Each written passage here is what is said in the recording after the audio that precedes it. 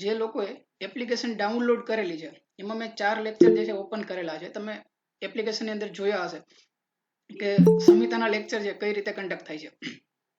આપણું જે session GPSC માટે આગળ વધવાનું છે ત્યાં એટલું ડિટેલિંગમાં નહીં જઈએ.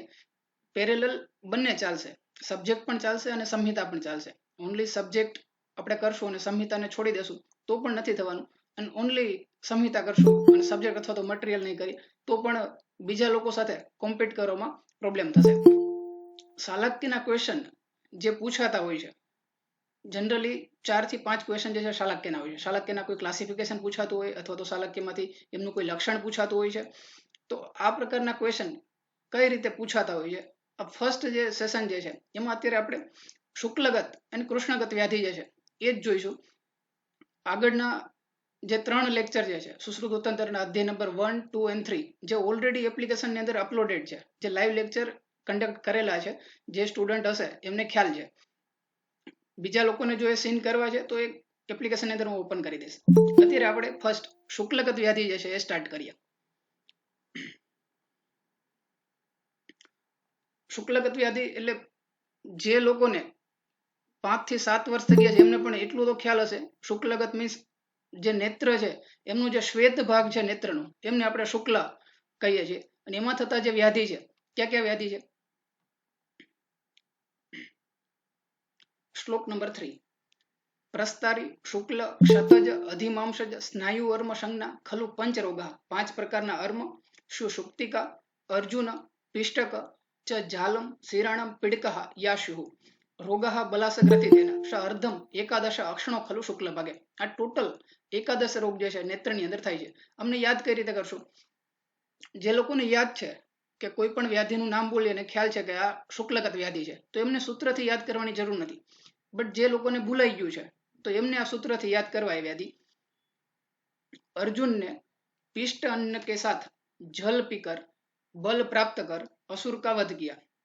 પેલા શુક્લગત વ્યાધિ છે તો એમાં આપણે અર્જુન છે એ યાદ આવવું જોઈએ. જે મહાભારતનું એક પાત્ર છે અર્જુન. અર્જુને શું કર્યું? પિષ્ટ અન્ન સાથે જલનું સેવન કર્યું અને બલ પ્રાપ્ત કર્યું. પિષ્ટ અન્ન સાથે જલનું સેવન કરીને બલ પ્રાપ્ત કર્યું અને શું કર્યું? અસુરનો વધ કર્યો. અસુરનો વધ કર્યો. આ સૂત્રથી આપણે પેલા વ્યાધિ જે છે બધા એ યાદ કરશું. ફર્સ્ટ અર્જુન, અર્જુનથી અર્જુન વ્યાધિ. દેન પિષ્ટ અન્ન, એમાં પિષ્ટ શબ્દથી પિષ્ટક નામનું એક વ્યાધિ. देन अन्न के साथ जल पीकर, जल से सिराजल, पीकर से पीड़का. जल पीकर, जल से सिराजल, पीकर थी पीड़का. बल प्राप्त कर, એમણે બલ પ્રાપ્ત કર્યું. બલથી બલાશ ગ્રંથિ નામનો વ્યાધિ. અને શું કર્યું? અસુરનો વધ કર્યો. અસુર શબ્દથી અથી અર્મ અને સુર, સુર શબ્દ છે એનાથી સુપ્તિકા. આ રીતના જે ગ્રીન કરેલા જે શબ્દ એ શબ્દ ઉપર ફોકસ કરવાનું છે ફર્સ્ટ બધા વ્યાધિના નામ યાદ કરવા માટે. અર્જુને પિષ્ટન સાથે જલ પીકર બલ પ્રાપ્ત કર્યું અને અસુરનો વધ કર્યો. એટલે આ બધા શુક્લગત વ્યાધિ જે છે એ કમ્પ્લીટ થયા. દેન ક્વેશ્ચન ફર્સ્ટ જે પૂછાતો હોય, કોઈ એક વ્યાધિનું નામ પૂછે કે આ ક્યાં સ્થાનગત વ્યાધિ છે. જેમ કે અર્જુન જે છે કોણ સે સ્થાનગત વ્યાધિ છે? શુક્લગત, કૃષ્ણગત, દ્રષ્ટિગત, સર્વગત. તો ફર્સ્ટ આપણને એ ખ્યાલ હોવો જોઈએ કે શુક્લગત વ્યાધિ છે. દેન એમની સાધ્ય સાધ્યતા કે છેદન સાધ્ય છે, ભેદન સાધ્ય છે કે ઔષધ સાધ્ય છે. તો શુક્લગત વ્યાધિ જે છે એમનું 2 પ્રકારે ક્લાસિફિકેશન થઈ શકે, છેદન સાધ્ય અને ઔષધ સાધ્ય. એમાં ઔષધ સાધ્ય જે વ્યાધિ છે અને છેદન સાધ્ય વ્યાધિ છે સાથે સાથે એમના દોષ પણ યાદ કરવાના છે. દોષને કઈ રીતે યાદ કરશું? એક સૂત્ર બીજું યાદ કરવાનું છે, આર કે શુક્લા. કોઈ એક પાત્ર છે R K Shukla. R K Shukla, શુક્લથી શુક્લગત. R K નો પ્રયોગ શું કરશો? આર કે નામનો વ્યક્તિ છે એ શું કરે છે? R K T, R K P. R K T, T means 4. R K T and R K P. એટલે આ બધા એમના દોષ કમ્પ્લીટ થયા શુક્લગત વ્યાધિના. R K T, R K P. હવે જે ઔષધ સાધ્ય છે એ શું છે? આર કે પી. જે આર કે શુક્લા છે એ વ્યક્તિ આર કે પી મીન્સ ચા પીવી. એ આર કે પી માં ક્યાં વ્યાધિ આવે છે? ફર્સ્ટ અર્જુન. અર્જુનનો આપણને ખ્યાલ છે મહાભારતની અંદર કે અર્જુનને શું હતું કે ઓનલી જે માછલી છે તો માછલીની એમને આંખ જ દેખાતી હતી. પણ એમનાથી આગળની સ્ટોરી શું છે એ કોઈને ખ્યાલ નથી. એ આંખમાં શું દેખાતું હતું? આંખમાં એમને રક્તનું બિંદુ દેખાતું હતું. આગળની સ્ટોરી આ છે. આ રીતે એમને યાદ રાખવું. માછલીનું આંખ દેખાતી હતી, આંખમાં શું દેખાતું હતું? રક્તનું બિંદુ દેખાતું હતું. એ રક્ત કોનું હતું?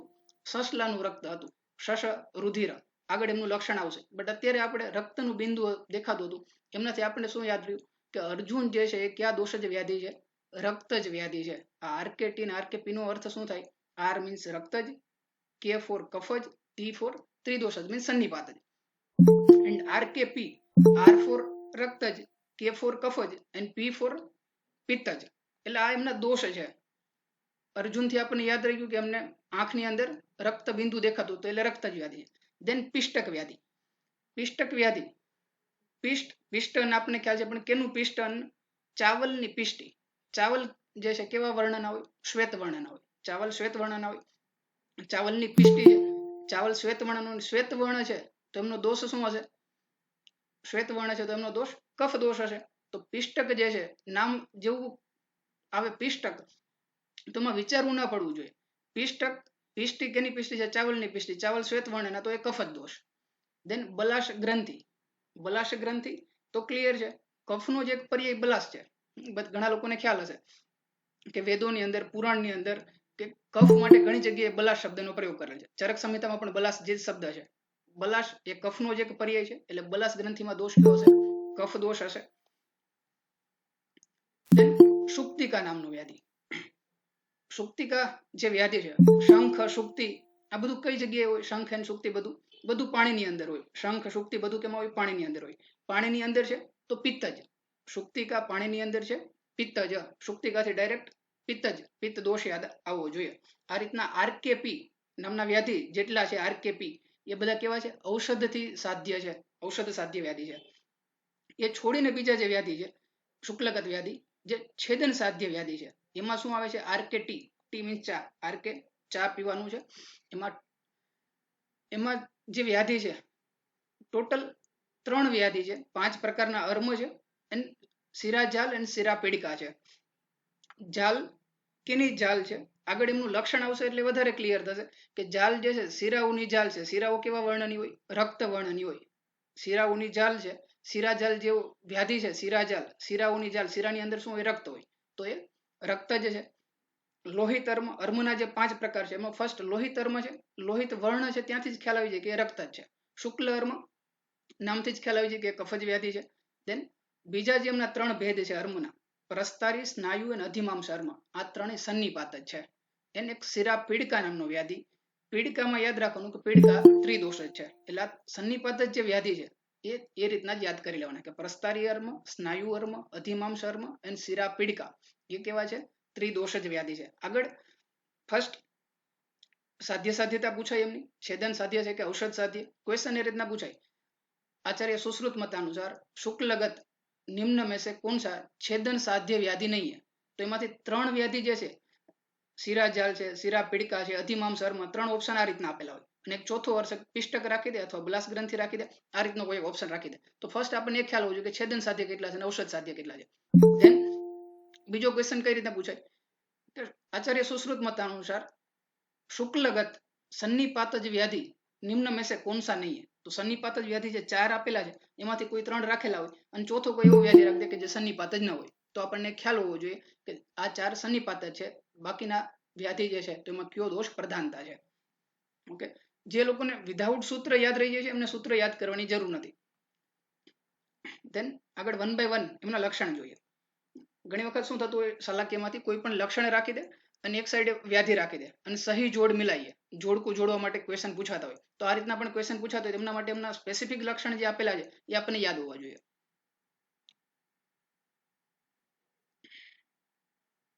નેક્સ્ટ શુક્લ સૂત્ર નંબર 4. ફર્સ્ટ અર્મ પ્રસ્તારી પ્રથિતમ ઇહ અર્મ શુક્લ ભાગે વિસ્તીર્ણમ તનુ રુધિરપ્રભમ સનીલમ. ફર્સ્ટ જે અર્મ છે, અર્મના 5 ભેદ છે, એમાં જે પ્રસ્તારી અર્મ છે, પ્રસ્તારી અર્મનું લક્ષણ શું છે? પ્રથિતમ ઇહ અર્મ, કે જે અર્મ ફેલાયેલું હોય કઈ જગ્યાએ? શુક્લ ભાગે, શુક્લ ભાગની અંદર ફેલાયેલું હોય. વિસ્તીર્ણમ તનુ, તનુ હોય. રુધિર પ્રભમ સનીલમ, અહીંયા એમના વર્ણ યાદ રાખવાના છે. પ્રસ્તારી અર્મ કેવું હશે વર્ણમાં? રુધિર પ્રભમ રક્તવર્ણનું અથવા તો નીલ વર્ણનું. રુધિર પ્રભમ સનીલમ, ત્યાંથી કન્ફ્યુઝન શું થાય? આ રીતનું સૂત્ર રાખી દે, શુક્લ ભાગે વિસ્તીર્ણમ તનુ રુધિર પ્રભમ સનીલમ. નીચે ઓપ્શન આપેલો હોય લોહિત અર્મ, શુક્લ અર્મ, સ્નાયુ અર્મ, પ્રસ્તારી અર્મ. તો આમાં શુક્લ ભાગ આપેલો હોય, રુધિર પ્રભા આપેલો હોય, તો આપણે શું કરશું ત્યાં શુક્લ અર્મ સિલેક્ટ કરી લેશું અથવા તો લોહિત અર્મ સિલેક્ટ કરી લેશું. બટ જો આપણને લક્ષણ યાદ હશે કે આ રીતનું લક્ષણ જે છે ફેલાયેલું હોય, રુધિર વર્ણન હોય, નીલ વર્ણન હોય, એ પ્રસ્તારી અર્મનું લક્ષણ છે, તો એ ક્વેશ્ચન આપણે કરેક્ટ થશે. નેક્સ્ટ શુક્લ અર્મ. શુક્લાખ્યમ મૃદુ કથયંતી શુક્લ ભાગે સશ્વેતમ સમમિહ વર્ધતે ચિરેણ. એમનું વિશિષ્ટ લક્ષણ શું છે કે મૃદુ હશે શુક્લ ભાગે, શુક્લ ભાગની અંદર સશ્વેતમ, અને એ અર્મનો વર્ણ પણ કેવો હશે, શ્વેત વર્ણ હશે, એટલે જ એમનું નામ શુક્લ અર્મ છે. સમમિહ વર્ધતે ચિરેણ, આ એમનું વિશિષ્ટ લક્ષણ છે કે જે શુક્લ અર્મ છે કફ દોષ પ્રધાન છે, એટલે એમની વૃદ્ધિ કઈ રીતના થશે, ધીમે ધીમે વૃદ્ધિ થશે. અર્મ શું છે ઓલમોસ્ટ બધાને ખ્યાલ હશે કે એમને એલોપેથીની અંદર ટેરિજિયમ સાથે કમ્પેર કરવામાં આવે છે. ટેરિજિયમનો અર્થ શું થાય, વિંગ લાઇક સ્ટ્રક્ચર, કે જેમની વૃદ્ધિ થાય, જો એ દ્રષ્ટિ ભાગ સુધી પહોંચી જાય તો પછી જોવામાં તકલીફ થાય. જે શુક્લ અર્મ છે એમનું વિશિષ્ટ લક્ષણ વર્ધતે ચિરેણ, જેમની ધીરે ધીરે વૃદ્ધિ થાય, એટલા માટે કફ દોષ પ્રધાન છે. વર્ધતે ચિરેણ કોણ સા અર્મ है, શુક્લ અર્મ. નેક્સ્ટ યન માસમ પ્રચયમ ઉપેતી શુક્લ ભાગે. શુક્લ ભાગની અંદર જે માંસની વૃદ્ધિ થાય છે એમનો વર્ણ કેવો હોય, પદ્માભમ તદ ઉપદેશાંતિ લોહિત અર્મમ.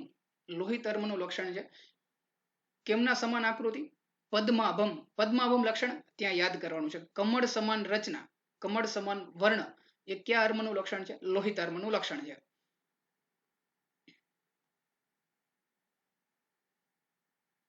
નેક્સ્ટ સૂત્ર નંબર 6. વિસ્તીર્ણ મૃદુ બહલમ યકૃત પ્રકાશમ શ્યાવમ વા તદ અધિકમ. અધિક માંસજ અર્મમ વિદ્યાત. અધિમાંસજ જો અર્મ છે એમનું વિશિષ્ટ લક્ષણ, એમનો વર્ણ જે આપેલો છે એ યાદ કરવાનો છે. કેમના સમાન એમનો વર્ણ છે, યકૃત પ્રકાશ શ્યાવમ વા. યકૃત સમાન એમનો વર્ણ હશે અથવા તો શ્યાવ વર્ણ હશે.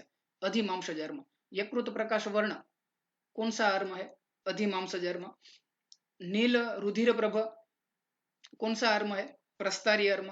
આ બધા જે લક્ષણ આપેલા છે, વર્ધતે ચિરેણ, લાંબા સમયે વૃદ્ધિ થવી, કયા અર્મનું લક્ષણ છે, શુક્લ અર્મનું લક્ષણ છે. આ લક્ષણ યાદ કરવાના. આ પ્રકારના લક્ષણ રાખી અને સામે 5 અર્મના નામ આપી દે અને સહી જોડ મિલાઈએ. આ પ્રકારનો ક્વેશ્ચન ત્યાંથી પૂછી શકાય.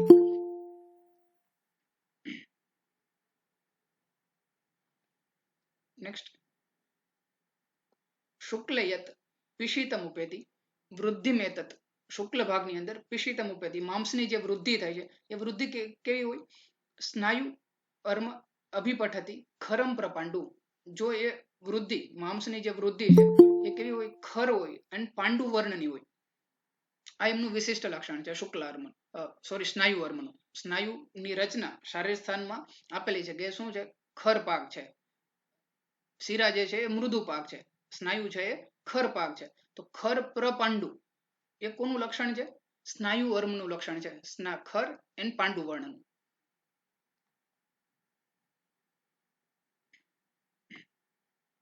નેક્સ્ટ સૂત્ર નંબર 7. શ્યાવાહ શિવ વિષિત નિભાશ્ચ બિંદવોએ શુક્તિ આભા શીત નયને સ શુક્તિ સંજ્ઞમ. શુક્તિકા નામનો જે વ્યાધિ છે, શંખ શુક્તિ થી આપણે જે યાદ રાખ્યું હતું, શંખ શુક્તિ કેમની અંદર હોય, પાણીની અંદર હોય, એટલે એ પિત્ત જ છે. એ રીતે આપણે યાદ રાખેલું હતું. એમનું વર્ણ કેમના સમાન હોય, શુક્તિનો વર્ણ શ્યાવા શુ પિષિત નિભાષા, શ્યાવ વર્ણ અથવા તો પિષિત નિભાષા, માંસ સમાન જેમનો વર્ણ હોય, શ્યાવ વર્ણ હોય. બિંદવો એ શુક્તિ આભા, અને શુક્તિ સમાન ચમકતી જે રચના છે, બિંદવો એ શુક્તિ આભા કઈ જગ્યાએ, શીતનયને. શીતનયન મીન્સ શુક્લ સ્થાનની અંદર. એમના એ વ્યાધિને કહેશું શુક્તિ સંજ્ઞા.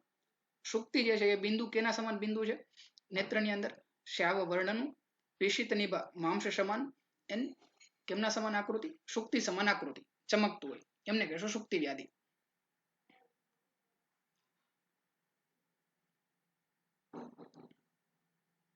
નેક્સ્ટ જે રીતના આપણે સ્ટાર્ટિંગમાં યાદ રાખ્યું હતું, અર્જુન. અર્જુન આંખ દેખાતી પડી, આંખની અંદર શું દેખાતું હોય, એમને રક્તનું બિંદુ દેખાતું, ને રક્ત કેનું હોય, સસલાનું રક્ત હોય, આવું તમને સ્ટાર્ટિંગમાં કીધું હતું. એકો યહ શશરુધિરો ઉપમસ્તુ બિંદુ શુક્લસ્તો ભવતી તમ અર્જુન વદંતી. કે અર્જુન નામનો જે વ્યાધિ છે એમાં શું હોય, શશરુધિર એમના સમાન બિંદુ, સસલાનું રુધિર જે છે એમના સમાન બિંદુ શુક્લ ભાગની અંદર દેખાતું હોય તો એ અર્જુન નામનો વ્યાધિ છે. એમનું વિશિષ્ટ લક્ષણ છે. એ લક્ષણથી ઘણીવાર આ ક્વેશ્ચન FAQ છે, ઘણીવાર આ ક્વેશ્ચન રિપીટ થતો હોય છે. શશ રુધિરોપમસ્તુ બિંદુ શુક્લસ્થો કયા વ્યાધિનું લક્ષણ છે? તો એ અર્જુન વ્યાધિનું લક્ષણ છે. નેક્સ્ટ, પિષ્ટક વ્યાધિ. ઉત્સન્ન સલિલ નિભોઅથ પિષ્ટ શુક્લો બિંદુર્યો ભવતી સ પિષ્ટક સુવૃત્તમ. પિષ્ટક જે વ્યાધિ છે, ઉત્સન્ન મીન્સ ઉપસેલું, ઉન્નત, કેમના સમાન? સલિલ નિભુ અથ જલ સમાન. સલિલ નિભુ મીન્સ જલ સમાન. પિષ્ટ શુક્લો બિંદુર્યો ભવતી, એ પણ એક બિંદુ જ છે, બટ એમની વર્ણ કેમના સમાન છે? સલિલ નિભો. આટલું જ લક્ષણ રાખી દે. ઉત્સન્ન સલિલ નિભો કયા વ્યાધિનું લક્ષણ છે? સલિલ નિભોથી આપણને કન્ફ્યુઝન શું થાય? સુક્તિકા સાથે એમનું કન્ફ્યુઝન થાય, પિષ્ટક સાથે એમનું કન્ફ્યુઝન થાય. સલિલ નિભો વર્ણ જે બિંદુ છે એ કયા વ્યાધિનું વિશિષ્ટ લક્ષણ છે? પિષ્ટકનું વિશિષ્ટ લક્ષણ છે.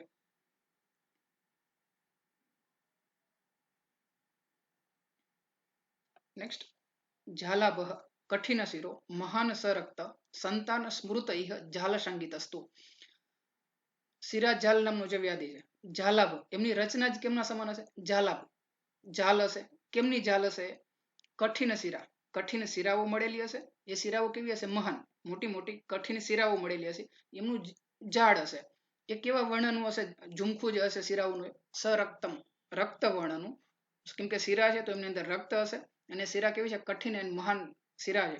એમની ઝાલા, એમની જાડી સમાન. સંતાન મીન્સ ફેલાયેલું હશે. સ્મૃત ઇહ, એમને શું કહેવામાં આવે છે? ઝાલ સંગીતમ. એ શિરા ઝાલ નામનો વ્યાધિ છે.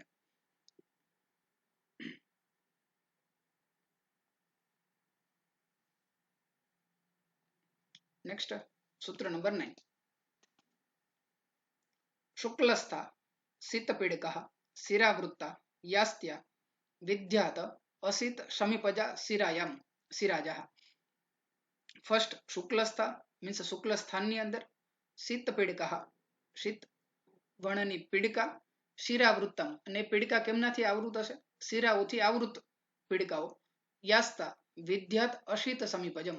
અશિતનો, શીતનો અર્થ થાય શ્વેત અને અસિતનો અર્થ થાય કૃષ્ણ.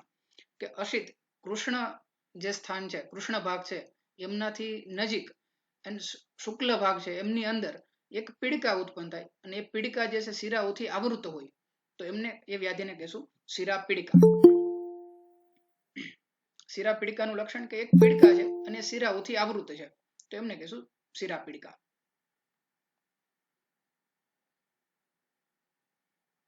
નેક્સ્ટ, સૂત્ર નંબર 9.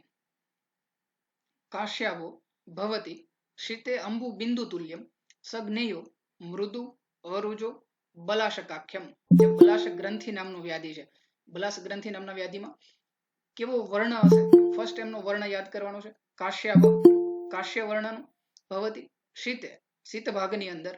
અંબુ બિંદુ તુલ્ય, અંબુ બિંદુ તુલ્ય કયો વ્યાધિ છે? સલિલ નિભો કયો વ્યાધિ છે? આગળ સલિલ નિભો શબ્દ આપેલો હતો, કયા વ્યાધિની અંદર આપેલો હતો? પિષ્ટક વ્યાધિની અંદર આપેલો હતો સલિલ નિભો. અહીંયા અંબુ બિંદુ તુલ્ય કયા વ્યાધિનું લક્ષણ છે? બલાશ ગ્રંથિ નામના વ્યાધિનું લક્ષણ છે, કે જેનો વર્ણ કેવો હશે? અંબુ બિંદુ તુલ્ય રચના હશે, એન્ડ કાશ્ય સમાન એમનો વર્ણ હશે. જ્ઞેયો અમૃદુ, કેમ કે બલાસ ગ્રંથિ આપણને ખ્યાલ છે, બલાસ એ કોનો પર્યાય છે? કફનો પર્યાય છે, એટલે બલાસ ગ્રંથિ એ કફ જ વ્યાધિ છે. અમૃદુ, કફ છે એટલે કઠિન હશે, મૃદુ નહીં હોય. અમૃદુ અરુજો, વેદનાથી રહિત હશે,